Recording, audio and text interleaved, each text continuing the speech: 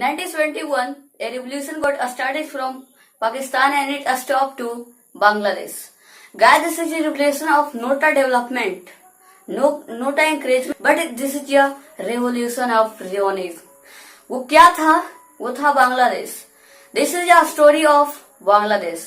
So in this video, we are going to talk about the formation of Bangladesh, when, how, and why Bangladesh got separated from Pakistan. So let's start the video to know about the information about Bangladesh. 1947 वो तारीख, वो साल था जिस दौर में एक बहुत बड़ा दुनिया का भूभाग जो आपस में डिवीजन हो जाते हैं. मतलब हम इंडिया की बात कर रहे हैं, जो उसका बहुत बड़ा भूभाग धर्म के नाम पे अलग हो जाता है और उसके बाद वो अलग होकर पाकिस्तान बनता है. और उसके बाद पाकिस्तान अपने ही जो रीजन है उसको संभाल नहीं पाता है और पाकिस्तान का वो हिस्सा बाद में एक सुनामी आता है 1971 में, जिसमें कई लाख लोगों की हत्याएं करवा दी जाती है, कई औरतों के साथ बदसलूकी की जाती है. और उस समय ऐसी तूफान थी, ऐसी सुनामी आई थी कि 90,000 जो पाक सैनिक थे वो भारत के जेलों में थे. सो गाइस, ये कहानी है बांग्लादेश के बनने की और इस तरह से बांग्लादेश अलग हुआ. सो अब हम जानते हैं कि बाकी में हुआ क्या था और कैसे इसकी डिवीजन हो गई. पाकिस्तान का दो पार्ट था पहले, ईस्ट पाकिस्तान और वेस्ट पाकिस्तान. तो ईस्ट और वेस्ट में कोई भी जमीनी कनेक्शन नहीं था, बल्कि वो एक साइड और ये एक साइड, उसमें कोई कनेक्शन नहीं थी. अब आपको लग रहा होगा कि अगर दोनों में कोई जमीनी कनेक्शन था नहीं तो एक रीजन हुआ कैसे, एक देश को कैसे बना. तो आपको बता दें कि इंडिया का बंटवारा धर्म के नाम पे हुआ था, ना कि कोई भी एक सर्टेन रीजन के लिए और उसके तहत हुआ था. सो धर्म के नाम पे जब अलग हुआ था तो ईस्ट पाकिस्तान जो बांग्लादेश है वहाँ काफी मुस्लिम समुदाय के लोग रहते थे, बट इसलिए वो पाकिस्तान के हिस्से में चला गया और पाकिस्तान तब से दो रीजन में डिवाइड हो गया, west Pakistan and east Pakistan. दोस्तों, आपको बता दें कि कोई भी बंटवारा जो है वो बहुत सारे कारणों से होते हैं. धर्म के नाम पे हो सकते हैं, आपसी विवाद के कारण हो सकते हैं, कोई ऐसा पार्टिकुलर सर्टेन पॉलिटिशियन या कोई भी वैसा मसला उसके वजह से हो सकता है, या फिर कोई भी वैसा झगड़ा उसके वजह से भी हो सकता है. ज्योग्राफिकल कंडीशन की वजह से भी कोई किसी भी रीजन को अलग किया जा सकता है. तो चलिए आगे जानते हैं इसके साथ साथ क्या वो वजह रही थी. और यहाँ की जो बंटवारे की जो मेन मुद्दा था जिसके तहत हुआ वो था डिफरेंट कल्चर.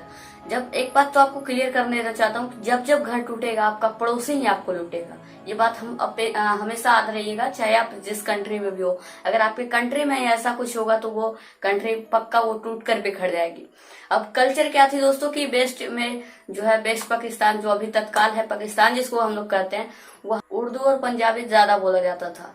और वहीं अगर ईस्ट की बात की जाए, ईस्ट पाकिस्तान, तो वहाँ ज्यादातर बोला जाता था बंगाली. लेकिन जितना चाहते थे कि सारे लोग जो है वो उर्दू को बोले और उर्दू एक राष्ट्रभाषा के तौर पर सम्मिलित लोगों में नजर आया और वो सभी लोग यही बोले.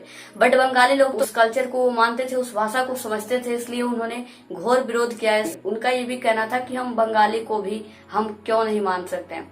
सो बाद में आधिकारिक तौर से ऑफिशियल लैंग्वेज में बंगाली को जीत हासिल मिली और इसके लिए काफी मारकाट खून खराबे भी किए गए थे ताकि इस लैंग्वेज को एक ऑफिशियल लैंग्वेज दिया जाए. और दोस्तों आफ्टर ये था discrimination between east and west. दोस्तों, आपको बता दें कि ईस्ट जो बांग्लादेश था उसका 60% पॉपुलेशन था और वो मार्केट शेयर में 30% का वो बजट रखता था और लगभग 70% जो एक्सपोर्ट है वो खुद ही कर देता था ईस्ट.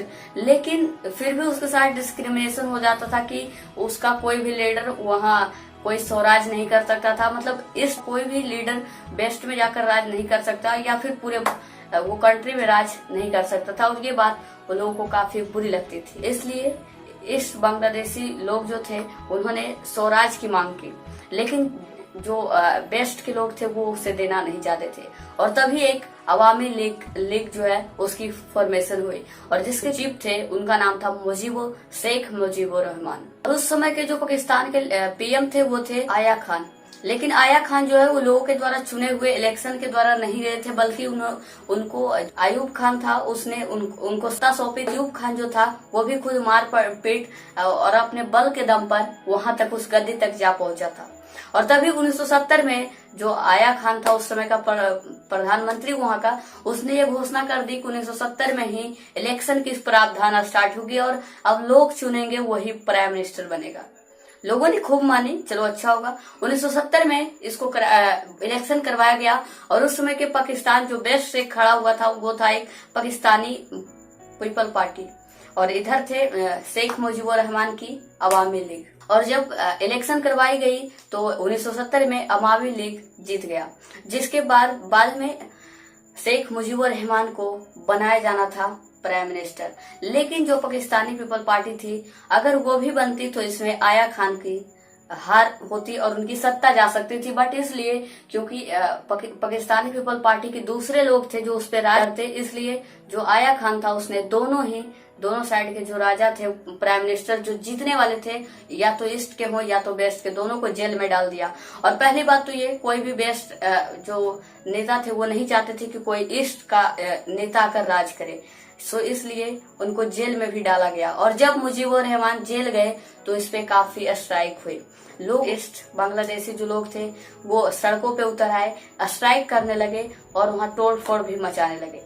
इससे ना खूब कोशिश की कि उनको रोका जाए, लेकिन ये भी रुकने वाले नहीं थे। उनके साथ गलत व्यवहार किया गया, उनके साथ, उनके औरतों के साथ जब नहीं रुका तो उनके औरतों के साथ बदसलूकी की गई। लेकिन फिर भी ये कहाँ रुकने वाला था। लाखों लोग मारे गए, लाखों महिलाओं के साथ गलत दुर्व्यवहार किया गया। और इस युद्ध के चलते जब यहाँ काफी क्रिटिकल कंडीशन बन चुकी थी, तब एक मुक्तिबान नाम की एक जो सोल्जर की ग्रुप थी वो सामने आई और तभी वो वेस्ट के खिलाफ खूब लड़ाई की ईस्ट के तरफ से खड़ा होकर, क्योंकि उनपे जो अत्याचार हो रहा था वो काफी बढ़ चुका था।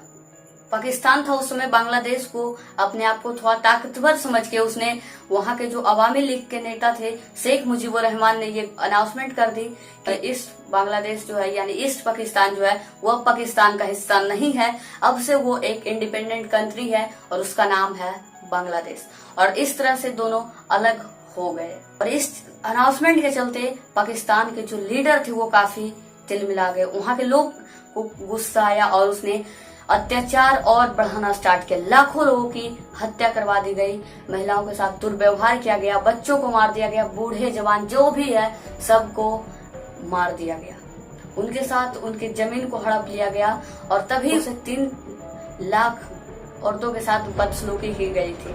और तभी इन सब अत्याचार को होते हुए इंडिया ना देख सका, क्योंकि वहां से बहुत सारे शरणार्थी, करीब तकरीबन 1 करोड़ लोग बांग्लादेश से इंडिया आ गए थे और इंडिया से ये देखा नहीं गया इतना अत्याचार। और इंडिया को एक मौका मिल गया था पाकिस्तान को नीचे दिखाने का अवसर। और बाकी ये सही भी था, क्योंकि वो इंटरनेशनल मंच पे ये बता सकता था कि आज जो स्थिति है इंडिया की वो इन शरणार्थियों की वजह से है। और उसने भी अपनी ताकत का इस्तेमाल करना चाहा और ईस्ट बांग्लादेश की तरफ से खड़ा होने के लिए निकल चुका था और निकल गया ईस्ट बांग्लादेश की तरफ से लड़ने के लिए। फिर इंडिया ने ये कहकर उसे घेरना स्टार्ट कर दिया कि आज जो भारतीय कंडीशन है वो सिर्फ और सिर्फ इन शरणार्थियों की वजह से और पाकिस्तानियों की वजह से है।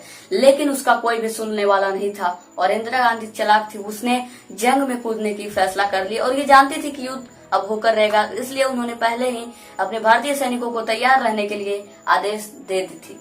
लेकिन भारतीय जो पाकिस्तानी सेना थी वो अपने आप को काफी ताकतवर समझ रही थी। पाकिस्तान की सेना ने जब हमला किया तो इंडिया की काफी हानियां हुई, लेकिन शायद पाकिस्तान को उनके मकसद के बारे में पता नहीं था, उस तैयारी के बारे में जो इंदिरा गांधी पहले से की हुई थी।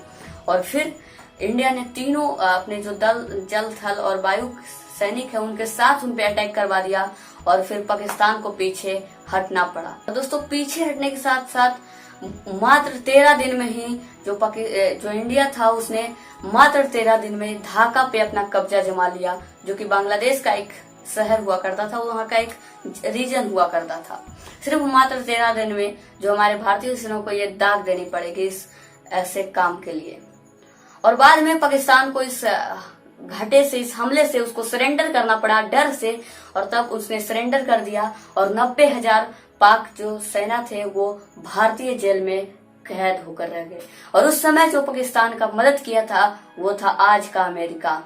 और उस समय भारत के साथ जो खड़ा था वो सिर्फ एक राज था, जब पाकिस्तान के साथ पाकिस्तान, चीन, इंडोनेशिया, अमेरिका जैसे कई देश खड़ा थे, तब अकेला वो सोवियत संघ यानी कि रूस देश था जिसने आया था भारत की मदद के लिए।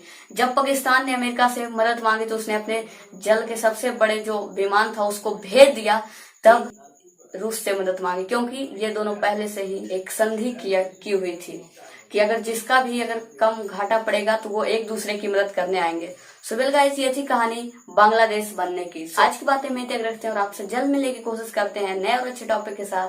तब तक के लिए जय हिंद और वंदे मातरम।